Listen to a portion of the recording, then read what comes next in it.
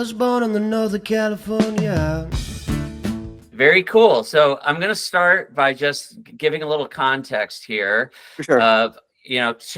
3 years ago, I started going down to LA, it's specifically Santa Clarita, on a regular basis because of some stuff going on in my life. And one of the great things about that was connecting with all the great rides and riders in Santa Clarita, including meeting you through our awesome friends at the Night Riders. So I just want to introduce my friend Brady here. Why don't you? Yeah, so we've gotten to know each other from some great rides. Yeah. And why don't you start? We always start with kind of, hey, how'd you? Actually, go ahead and just introduce yourself, where you live, what team you ride with, and that. My name is Brady Winegar. I've been in Santa Clarita now for most of my life. Started cycling in 2012. Didn't really get back into it again. Had some stuff go on and kind of got off the bicycle. And then during COVID, like a lot of people, rediscovered just cycling and just being out there. Had some guys from work actually start buying bicycles, so we just started riding together. We created a group just for fun. We called it the Candy Country Boys because we all lived in Candy Country. Then it moved into CCM, which is Canyon Cycling Mafia, but that really never took off. We had a lot of great riders that actually have like shout outs to Yang from the Night Riders. He was CCM Candy Country Boy, and Albert Tia from the InCycle shop. He was also CCM at the beginning, or Candy Country Boys. And then from there, we all just kind of drifted into different groups. But I still try to ride with anybody that I could. I was trying to increase my fitness level.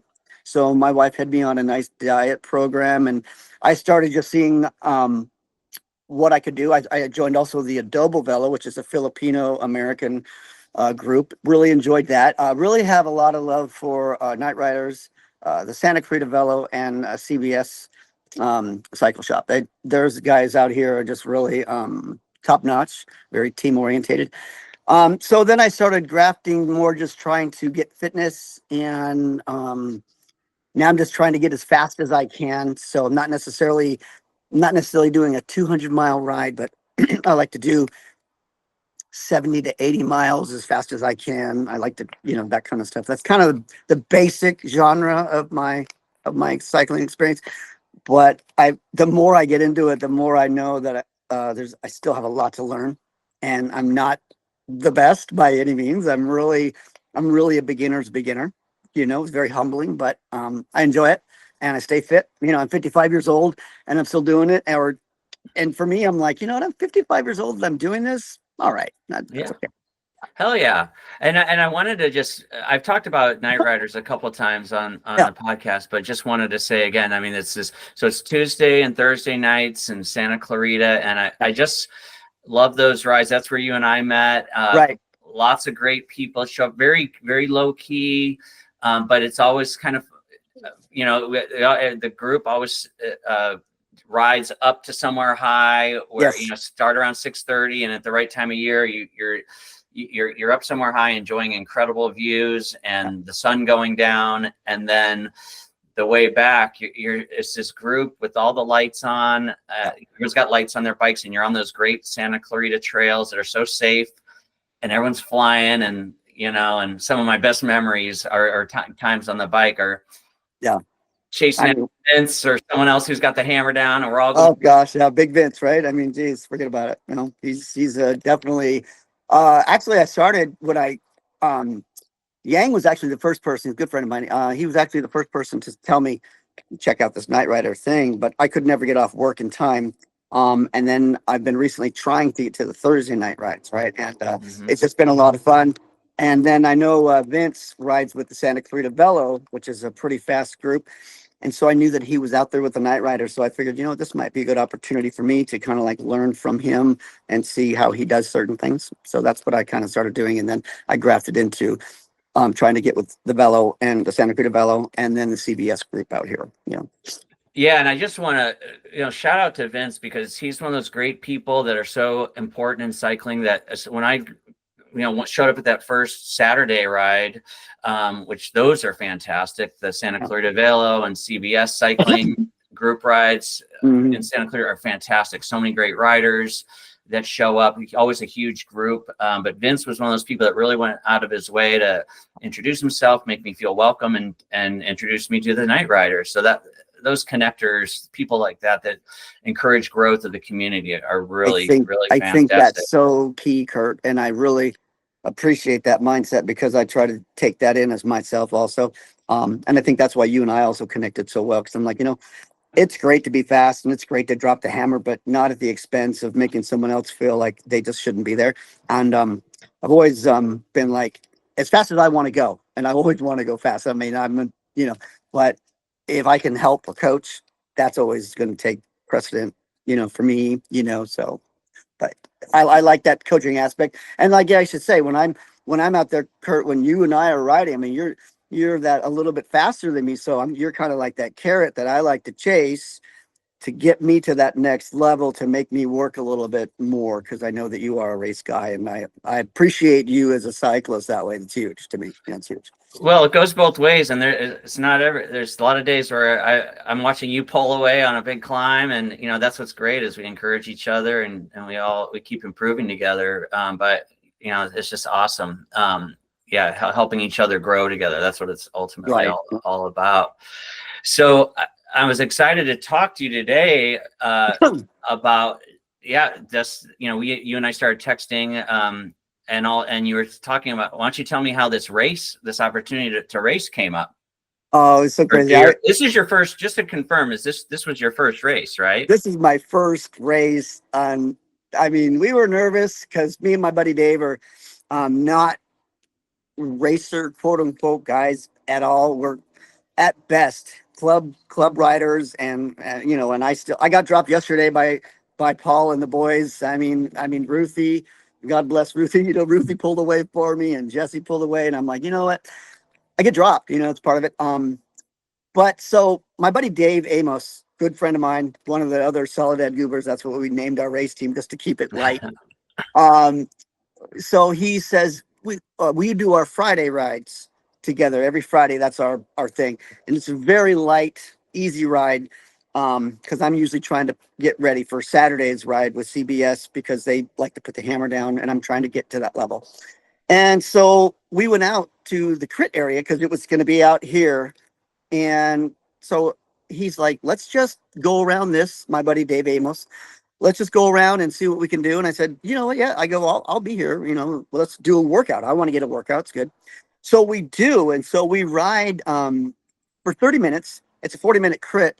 And I was like, I'm tanked. And so we're doing like 22 by ourselves. We're doing like 22 miles an hour, just circle and circle. And so, but I wasn't signed up, excuse me, at this point. And I looked So at you guys, this is before the day of the crit. This is Friday, right? Okay. So you're just checking out the crit course was today. Yeah. Okay. Yeah. We're just checking out the course for him because he'd already signed up. And to be honest, I don't have the courage to race. That's just really intimidating to me because the clubs that I ride with, those guys race and I'm like, nah, it's not really wise. So when my buddy Dave signs up and we're riding around the crit, I was like, you know what, maybe I could maybe help him out. Maybe I can just be a little bit of an engine so he can get a better time. And then so we're both drenched and tuckered out, and he says, are you sure you don't want to do this ride with me? And to be honest, I really didn't want him to be out there alone. I mean, that's really what motivated it. And I said, you know what, Dave, let's do it. I mean, last minute, right? So, I mean, I paid my money this morning, had to get my race license this morning. And we went out there and we really had one goal. We wanted to stay with the pack, right? And to be honest, we were 90% of that race, we were with the peloton, and I was extremely proud of both of us. But I'm so competitive. I was like, we could have done a little better, but the good part was I was talking to another mentor of mine from the hit squad. His name's Pat Boss. Oh yeah, Pat. Awesome. Pat Boss is so my two mentors are Pat Boss from Hit Squad and Paul Chia from CBS. Yeah. And both of them were like, don't, if you see anything sketchy, get away from the sketchy rider. And I said, what if I'm that sketchy rider? What if I'm the guy? And so there was a couple turns, a couple right-handers where the other riders just were dive bombing it. And I was on the close by the curb, and I'm like, I'm not wadding up my bike. This is not a pro race. I had to pay to be here. I had to pay for my bike. Got to go to work tomorrow. And so in that situation, I kind of held back a little bit, but I was okay with that. So we ended up not necessarily finishing the way I wanted to finish, but we didn't crash. We didn't make anybody else crash, not even close, right? And we had a heck of a time. And so according to people like yourself that told me, as long as you have a good time, you know what? That's the experience. And Kurt, I'll tell you, we learned a lot. We learned that to listen to what the announcer's saying. When they say 5 laps to go, you better make sure that you're in that group, because they're going to kick it up a notch. We were doing 25 the whole race, 25 miles an hour. And then soon as they said 5 laps to go, they kicked it up to 26 and a half. And we were on the back end of that. And then we had to just work together, and we could only pull, 22, 23. Yeah. And then they just kind of dropped, went away from us, but they didn't lap us. Yeah. Awesome. And that to me was a win, even though I'm so competitive. I'm like, what? I got dropped again. I got dropped yesterday. But I think this is going to make me stronger, so that's, and I'm super proud of my buddy, Dave. He just put out a huge effort. I looked at some of the wattage that he and I were doing, like throwing down like 400 to 600 watts on certain things. And I'm like, you know what? That's a good day. And you could watch all the YouTube videos you want, but until you're out there knee deep in the elbows with everybody else and saying, hey, on the right, on the left, hey, then you get that experience. And that was really, really fun for me. But it was also very humbling as I ate that humble pie on the way home. I'm like, Well, I gotta say, I think you are very self-critical. I gotta say, like, that's the one thing I've noticed about you. I'm a huge kudos for you for getting out there. I think smart move in that. I remember when I got back into racing, I remember number one priority was I want to get through the races safely. I'm not gonna take some crazy risks.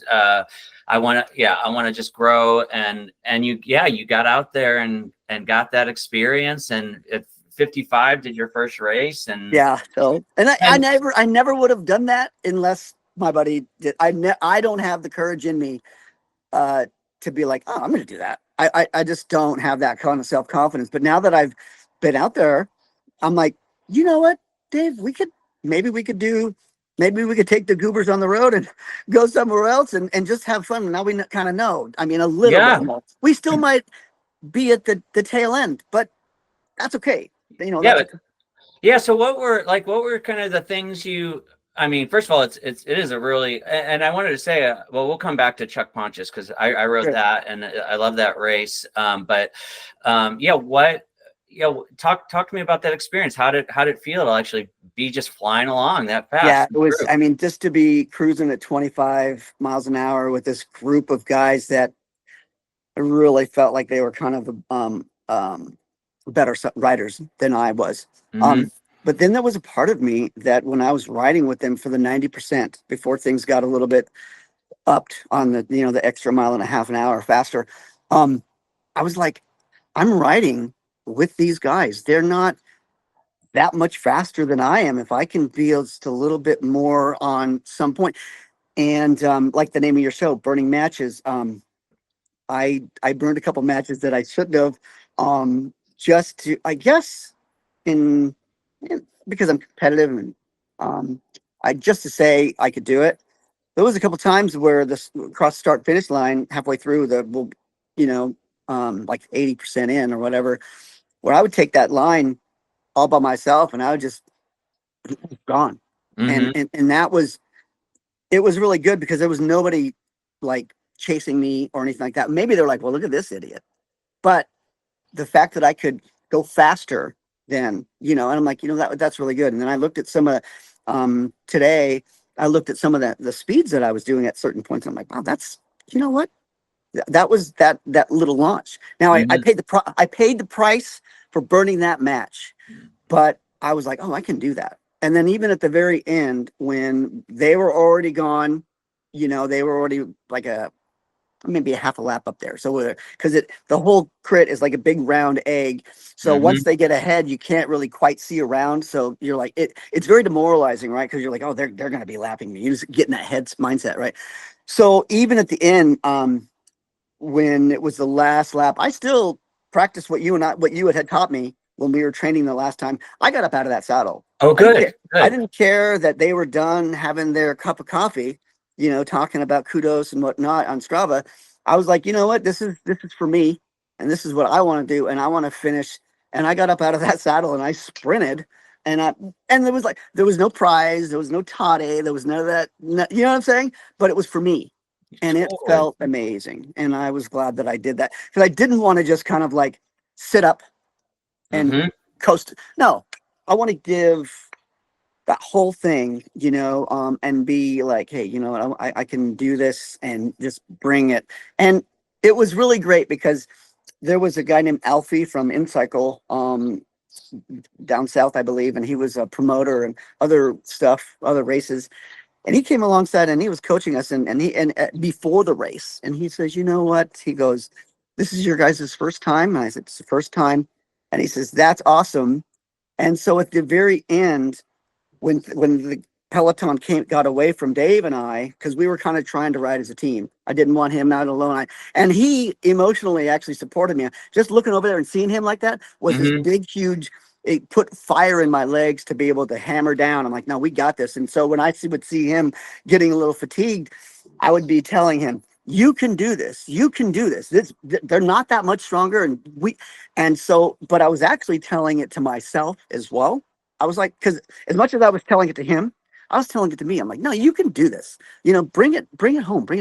And so the point of that story is that Alfie had told the announcer that it was our first, and you saw our outfits, that it was our first race and first time. And he goes, you keep those last two, you keep them in the race. And they announced it. They said, this is the first race they've ever done. And it was really cool that the cycling community did that for us on the PA system. Yeah. But huge shout out to a lot of the InCycle riders from that shop. April Johnson, April Johnson. Yeah, I know April. And Arvin and Maurizio, all these people that are night riders and cafe riders, they were out there, like with Ruthie, right? And Andrea Post and Matthew Post. They came out there, not necessarily just for us, but when we would go by, we would hear them cheering, and that was amazing. And so that cycling community just supporting you like that, it was an amazing thing, So that was really special for me, Yeah, it was you great. sent that picture with Ruthie, and it really does make a difference when there are people there supporting you, and when you sent me that picture and that she had shown up to give support, and just everybody that's what it's all about, is supporting each other. It really makes a difference. I wanted to mention, or just give a little background about the sprinting. So the last time I was down in Santa Clarita a few weeks back, you and I were out training, and I said, hey, let's, because I've been wanting to get my sprint game back on better. Right. And so I said, let's work on sprinting. It's the fact of the matter is, so many people, they just don't even do it at all. So I said, let's just and we weren't going hard. We just got out of the saddle and got used to feeling what that's like to kind of kick it up a notch. And so we started working on that. And you had a natural ability with that. You had a great form, and how cool that you already applied that. And I also love your attitude that you're like, hey, I'm doing this race. I'm not going to just coast it across the finish line. Let's keep working my skills to the very end. I'll leave it all on the pavement, so for sure. Very, very, very cool. Yeah. What was what are some key things that you are like noted that you're like, okay, this is something that I learned, or that I'm going to work on more, or what's a skill that you, from that, just doing that one race, that you're like, oh, this is something I'm going to be able to use better as I'm out training, do the rest of my riding and training now? I think really, for me, a couple things came up was really holding your line and really being cognizant of other riders that might just be, I don't want to say sketchy because I think there's so much adrenaline, especially at the Cat 4-5 level where everybody's trying to get to the next level up. Right, Mm-hmm. where everyone's trying to level up. And I think not making an unwise move and sacrificing someone else's ride or bicycle Mm-hmm. and dive bombing into a corner because there was a couple turns, like I say, that could have ended up badly if I wasn't being like, And so there was a couple times where I could have come up on the inside. I had the speed, I had the strength to do it, but Mm-hmm. I saw the other team and I watched them consistently dive bomb, dive bomb, dive bomb right across, and I'm like, there's not going to be any room for me, Mm-hmm. and there's no, and then around the turn when you have a pavement and then you have the white gutter, well, there's a Oh. little crack that's where the white cement and the pavement meet, right? That's Mm-hmm. perfect for your tire to fit in and wipe you out. And I'm Right. like, so that I learned that, and then I really to talk about quote Pat Boss, what he told me. He goes, "You hear me on rides, Brady, where I'm not afraid to tell people, hey, I'm on your right, I'm on your left. Hey, hold your line." And I did that. I mean, Oh, good. I'm not the kind of guy that's as like that. I'm not assertive in that way. I mean, I'm assertive, but on a bike, I'm kind of timid because of skill level, right? And I all day today when I was coming up on somebody that I had the speed and because the bike, my bike is kind of faster with those big rims and all that nonsense. I'd say, hey, I'm on the right. I would let the other racers know that I was coming in or I was right there so that they were aware. I learned that today from Pat, and I put it into application. You know, Very cool. um, yeah, that was the Thank biggest you, thing. Pat. Yeah, and that was seriously, thank you, Pat, for that. That was probably the most crucial thing, I think for me also, I just need to really not lose the back of that peloton or try to stay closer to the front as we talked about. They were just they were going. Yeah. And then to get in the middle of the mix, I got nervous getting in the middle, and then I Right. then I then I drifted up too far off, and You're then right. that was that for that. But I Yeah. learned those things. Yeah. Yeah, my most recent podcast with Pete Sweeney, a racer from up here, he has a great line. The wheel is life. You gotta once you start falling off, you're gone. So Right. did you? I was curious. So where did you find you were in a fairly consistent position in the peloton, or were you kind of near the front? Did you kind of stay in the middle? Were you off one of the sides? I Or think were you kind of moving all over the place? I was kind of moving all over the place, which was to my detriment. And I think that's why my matches were burned too much because I didn't stay consistent. As I stayed to watch the next race, I watched my other mentor, Paul Chia from CBS. And he rides for Evoke, and he was in the middle and patiently just in the middle of the peloton. Towards the end, then he moved, and that's where I think I made my biggest mistake as far as like, you know what, I was doing the accordion, as Pat Boss would say. I was going way up, for showboating, right? right. Unfortunately, but it did feel fun, right? Yeah. Showboating, and then coming up alongside to take that start finish, and then all of a sudden I'm at the back end because I burned all those matches to do that. So Gotcha. Yeah. um, that was probably my biggest deficit. I think I was all over the place. I really didn't have a consistent place. You know what I mean? Because Dave and I had tried to work out a plan for because we mapped out the course. We had Mm-hmm. ridden it Friday, and we knew exactly where everything was at. Um, the problem was there was so many racers. There was probably like 30 guys, Mm-hmm. a couple different teams out there, and then some guys riding solo. And there was just no place to apply what we wanted to because that piece of the field was taken by another team. Mm-hmm. So I'd be coming up on the side. Dave was supposed to be, excuse me, behind me. and he was way off to the right-hand side because that other piece of pavement behind me was taken. Yeah. You know what I'm saying? So that was where it was. We struggled with that. We struggled with that a lot. But were you guys able to stick together and work together fairly, or were you both just kind of reacting to the I Peloton a think lot? we wanted to work together, but I think most of it was knee-jerk reactionary. Right. There was a part of the race where I thought I was going to be stronger because when we were training the other day, I was stronger at that point. But he had used the Peloton in such a great way. He had this draft right up the little roller, and he was actually faster than me up there. So that was great.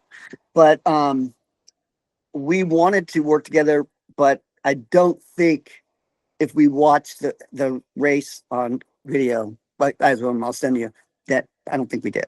I don't think that we did. You know, just we're more side by side or vying for position type thing. Yeah. So what'll be the main things you want to work on now that you've had this experience?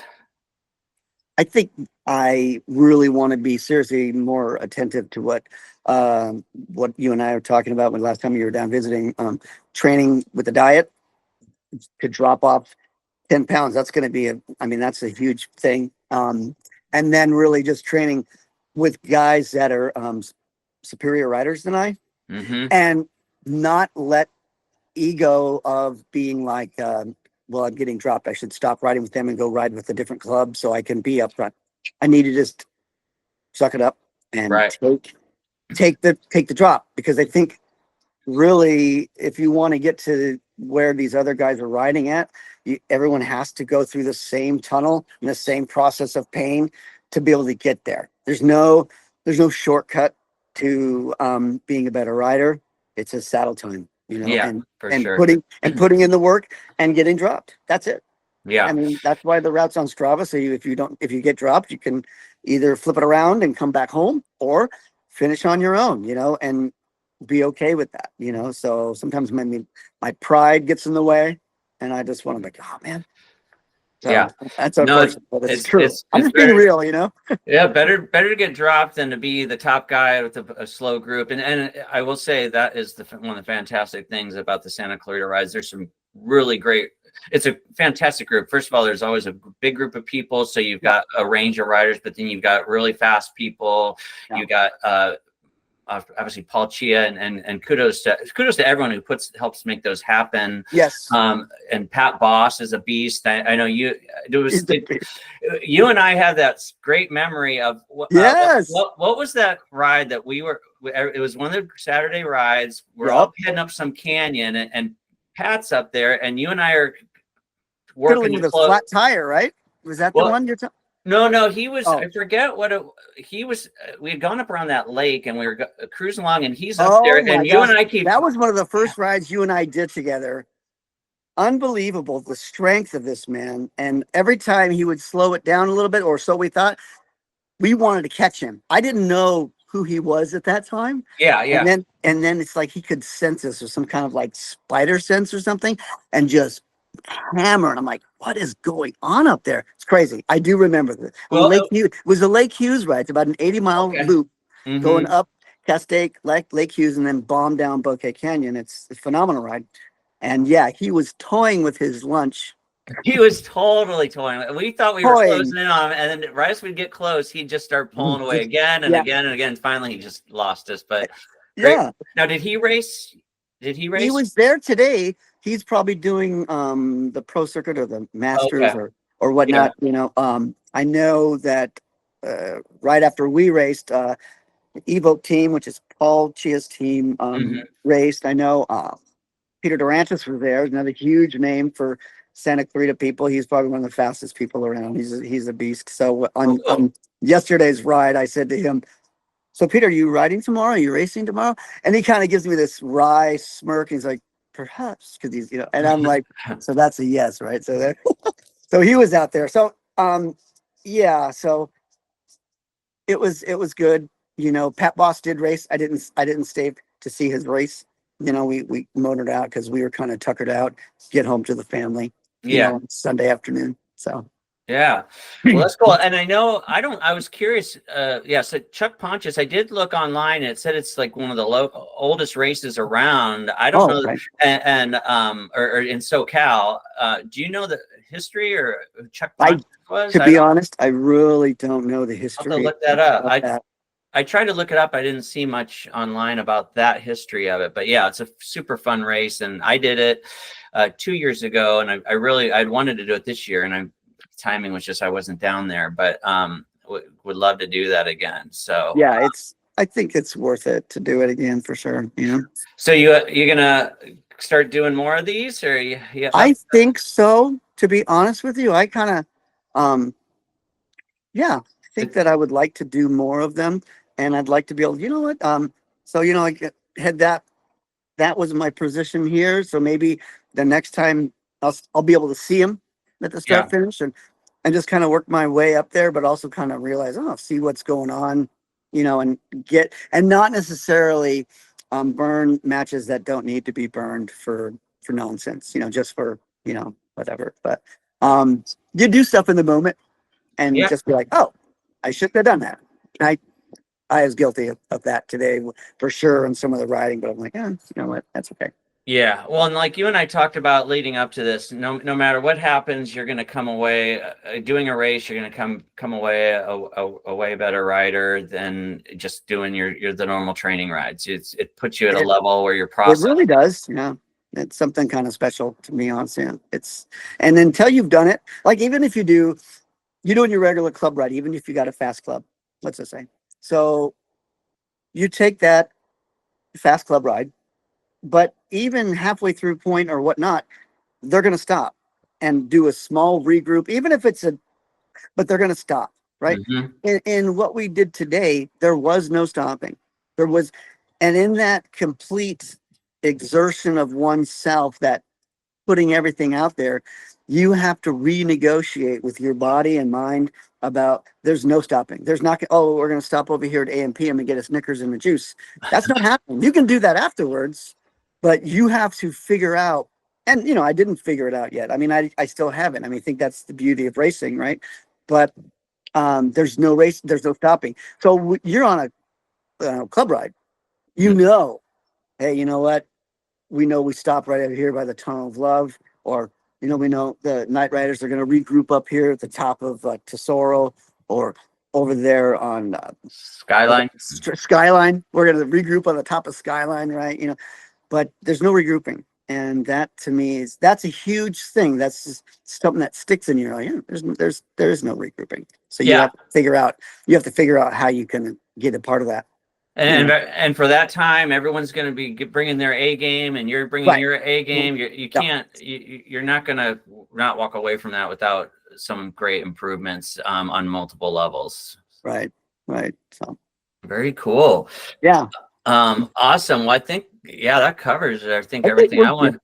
Yeah, but I'm so excited that you did that, and thanks, Kurt. I appreciate it. And super cool. And congratulations on your first race at 55, starting a whole new chapter. Young guy like you got a whole career ahead of you.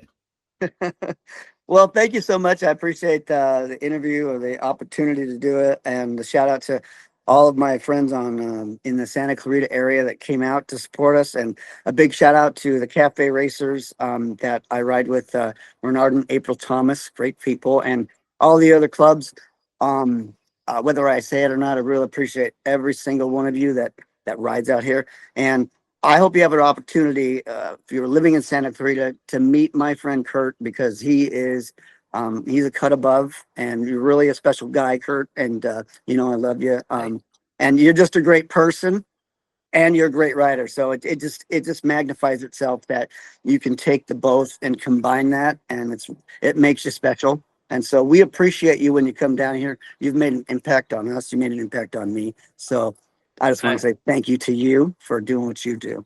I appreciate it. Love you, brother. And I love all the people down there, and we all get better riding together. And most importantly, we have a ton of fun together. We have a ton of fun. And I still got to beat you on a climb or two. I got to try. Oh, you beat me on plenty of climbs. Again, you're your own worst critic, man. Okay, sir. Very good. Well, let me know when you're coming back down, and we'll do some training. And Yeah, this life drifts like waves to know the secret shores. Yeah, this life drifts like waves